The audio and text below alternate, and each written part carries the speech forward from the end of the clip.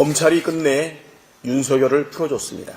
검찰이 형사소송법상 즉시 항고를 포기하고 윤석열을 풀어준 사실은 매우 충격적이고 용납할 수 없는 일입니다.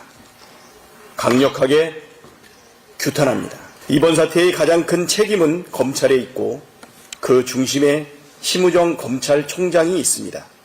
지금까지 검찰이 법원 판단에 항고하지 않고 이번처럼 순순히 풀어주는 걸 본 적이 없습니다. 검찰이 애초부터 내란 속의 윤석열을 풀어주기 위해 교묘하게 기술을 사용한 것이 아니고서는 좀처럼 일어나지 않을 일이 벌어졌습니다. 내란에 동조했다는 의혹을 받는 국무의원들에 대한 허술한 수사, 김성훈 경호처 차장 구속영장 청구를 3번이나 막은 것과 같은 맥락 아니겠습니까?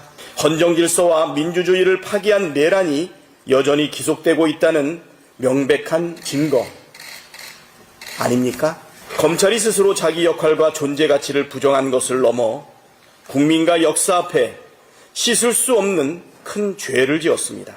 심우정 검찰총장은 그 대가를 반드시 치러야 합니다. 구속 취소 판결이 나자마자 주식이 곤두박질 치고 환율이 치솟았습니다. 윤석열 석방으로 국가적 위기, 국민적 혼란이 더욱 증폭됐습니다. 이 혼란을 방치하는 것은 망국의 지름길입니다.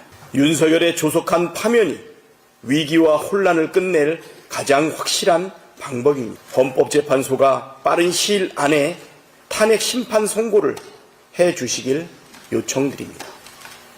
헌법재판소가 해야 할 일, 헌법 정신에 기초해서 헌정 질서를 지켜주시길 바랍니다. 국회는 국회가 해야 할 일을 하겠습니다.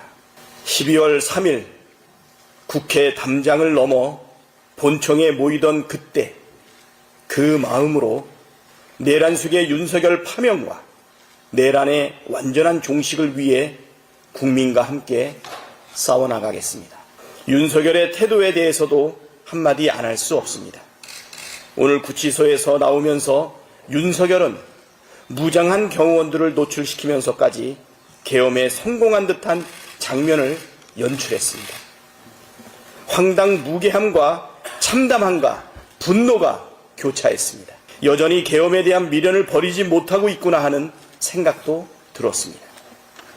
나라를 위해, 국민을 위해, 역사를 위해서라도 반드시 단죄해야 합니다.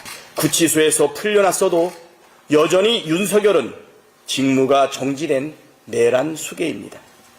윤석열이 저지른 만행을 온 국민이 생중계로 지켜봤습니다. 아무리 괴멸을 늘어놓고 거짓말로 선동해도 범죄가 사라지지 않습니다.